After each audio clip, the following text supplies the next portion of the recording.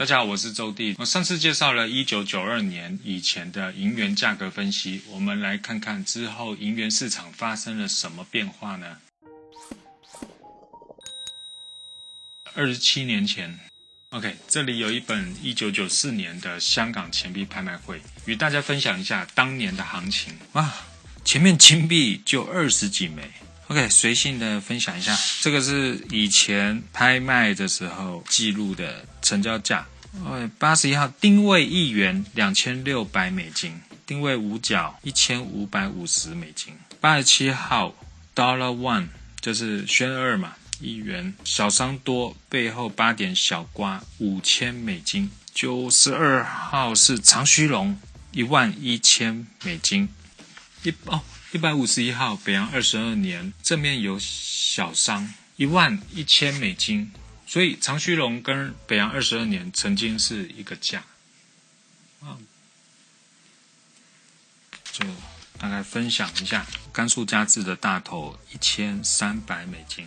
415竹子币曾经1500美金，竹子币1500美金。然后汽车币当时是上面这个是600美金，竹子币是汽车币的差不多2倍多3倍的价。哇哦！竹子币现在很少怎么当时感觉没有很贵的感觉？650共和400美金，大概是 UNC 品项400美金，共和 AU 的品项260美金，所以共和曾经价格是没有什么涨的。刚刚那个我有点惊讶，北洋22年成交11000美金，但是3年前才成交1500美金。不过这枚 AU 品项的确也真的不错啦。很明显，钱币经过1991年奉天一两的创纪录加持，在短时间内又涨了一波。我这里有一本林国民图录第2版，它第2版图录刚好是在这一场1994年的次年1995年5月改版，所以林国民老师当时是在每逢大型拍卖会东西比较多后的隔一年就会出一本新目录。我就来看北洋22年，看看价格有没有更新。3500到3万美金，哇哦，有跟上最新拍卖行情耶。再来看奉天一两，已经涨到了25万美金，虽然没有公开记录，应该是看在其他品种上涨的弧度，适度的给它涨价吧。15年前2006年，我前阵子这个影片有介绍过我收购老藏家的银元嘛，指甲上的日期就是2005年到2006年。大头行情当时是台币400到500，人民币约100，约美金15块钱。所以在1991年到2006年这15年间大头涨价也是差不多1倍左右。所以过去投资普通大头可以稳健的涨价，但是比起稀少的样币来说涨幅实在太少了。普通北洋龙一枚台币1000元，约人民币200元，约30美金。不过在隔一年的2007年，大头就开始涨到了180人民币。2008年的时候涨上去200人民币，随后又回调到180。我记得当时180停顿了许久。这段时间的钱币市场开始掀起了评级浪潮，一个分数一个价。不过也有一帮前辈坚持抵制鉴定公司。那段时间称为鉴定公司进军市场的过渡期。打比方，一枚63的三鸟币8000人民币好了。如果我感觉低频了，我把盒子拆了，跟藏家说我认为这枚是有64品项的，我可以卖到1万甚至12000。但是如果我保持63的盒子，就固定只能卖8000、8500都很难卖。大概就是那个时期啦。鉴定币不一定卖得比裸币好，现在鉴定币有可能卖得比裸币差吗？各位？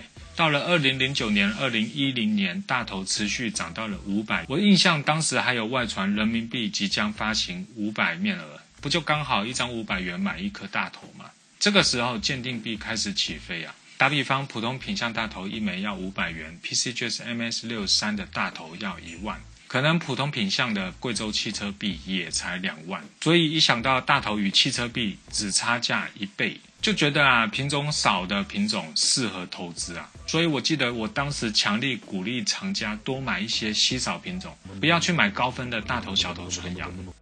10年前，隔年的2011年，我印象比较深刻的是陈轩拍卖的墨镜哥，就是一位帅哥在拍卖会上戴着墨镜，然后看到高分的币就抢。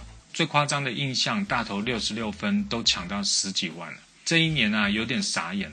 我之前叫客户不要买高分的大头小头传阳，这一年却只涨高分的大头小头传阳。不过算是银币价格的转型年吧。当年我也顺势办了2届的天衡钱币拍卖，并创下了流通币最高成交行情记录。拍卖中有一枚江南庚子7002分 MS 66分，成交360万人民币。当年我也曾经讲过今年讲过的话，这价格还怎么买币啊？一帮银元大佬啊，每逢看一场拍卖，就一直感叹手边的样币居然拍不过一枚鉴定过高分的普通品种的盒子币。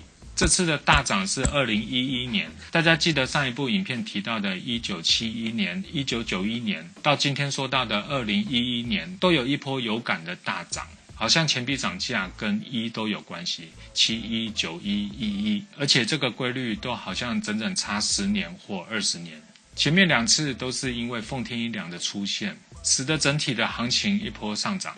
2011年难道跟奉天一两就无关吗？2011年奉天一两在私下成交了人民币2500万。事情其实发生在2010年年底，当时我在上海开店，我自己培养了一位藏家叫周大伟，可能年纪与我较接近，所以他决定当我的幕后藏家。08、09、10年帮他陆续购得72反版、73反版样币，上海1两多项的样币，光是江南解害3钱6分，我就帮他买到了2枚。有一天突然跟我说要买奉天一两，于是我就请我爸爸联络上了当时奉天一两持有人张秀清先生。张先生跟我爸说啊，一直在等这通电话，因为自己身体也不好了，刚好也考虑出售这枚奉天一两。价格谈好后啊，开始联络我客户进行付款。当张先生收到款后，我爸第一时间去张先生的家拿这枚币。他当时啊，不幸患了癌症。他听说啊，这位买家相当的年轻的收藏家能收到这枚奉天一两，是他最高兴的事了。在爸的请求下，希望能为我与周大伟在他的红喜目录上签个名。从左排的文字可以感受到，当时他在重病下已经无法正常的握住笔了。右排文字是爸爸帮忙完成的。张秀清事隔3个月后就已不在人世了。我也希望利用这次的主题来还原当时的过程。当时是在2010年11月24号，我本人首次上手这枚传奇的钱币，感觉有点不真实吧？我居然能与奉天一两扯上一点关系啊！我的片头那枚滚动的钱币，也正是我自己画的奉天一两。张秀清先生说，好像有找到当年伊康及古德曼的拍卖标签。本来还以为某次淹水淹掉，当周大伟收到奉天一两时啊，也刚好是2011年的开始。这枚奉天一两很凑巧的是，每隔20年换一个藏家收藏，1971年、1991年、2011年，下次不知道出售的时候会不会是在2031年了。到了2011年的年中啊，有我哥哥是当时在台湾 PCGS 唯2的鉴定总代理，也顺利联络上要在香港将奉天一两打入 PCGS 的盒子中。PCGS 也同意我们的要求，将伊康古德曼的拍卖标签纸一起存放在盒子中。可以看到 PCGS 标签纸上写着伊康古德曼，CHC 也就是指张秀清的缩写。当时周大伟先生还未想公开购入这枚币，所以后面 CCF 就是我爸爸周建福的缩写。这枚币的成交真的是基于各种巧合啊！首先要有我的买家，还有我爸爸认识的卖家，还有我哥哥 PCGS 的联络工作，顺利完成这项历史性的重要交易。至今过了10年，上个月才在陈轩拍卖创下了比奉天一两还高价的张作霖15年，想必这枚奉天一两的价格又上去了。2021年的今天啊，中国基铸币又再一次的大幅度的有感上涨。2011年到2021年之间，常常有一个行情现象，就是普通品种的鉴定公司最高分能拍出天价，打比方200万好了，但再稀少的样币啊，也是要成交200万。这个现象让很多老一辈的藏家不理解。当江南庚子66分成交360万人民币时啊，当时同场的拍卖 UNC 北洋一两成交120万而已，所以样币委屈吧。但是今年的走势呢，样币出头了。4月份 SBP 的张作霖17年首次成交150万人民币，马上11月份的陈轩张作霖15年又再次创新纪录，2600万人民币。今天是2021年的最后一天，12月31号星期五，我提早了一天发片，就是为了刚好能在2021年里做一个过去基柱币的行情价格走势的总整理。大家有没有发现呢？自从基柱币退出流通后就没有跌价过，小跌一下又涨上去了，算是不错的投资吧，又是很不错的收藏项目。好的，将来的走势会怎么样呢？我的猜测是，这些评级出来但没有分的币，目前价位与有分的币相差的太大。或许很多藏家有分的买不下去后啊，下一个目标就是这些没有分的币，或是不然有个机构出来专门为这些没分的鉴定币盒子上重新标上新分数，可能是一张贴纸之类的防伪标签纸，比方在一个 AU Details 的钱币盒子上重新定义，比方 AU 55分，这样市场上就能为没分的鉴定币分类出行情价位，做到真正的商品化。也有可能慢慢扩展到钱币收藏的其他领域，像是纸币、银锭、古钱，甚至铜元，还有当代纪念币都有可能涨价。其实我看当代纪念币好像也已经跌了快10年了，搞不好下一个涨价的就是当代纪念币，都不好说。好的，你们有什么想法呢？还是说开始会向下跌价了？大家可以在留言区分享你的看法。我们2022年见，新年快乐，拜拜。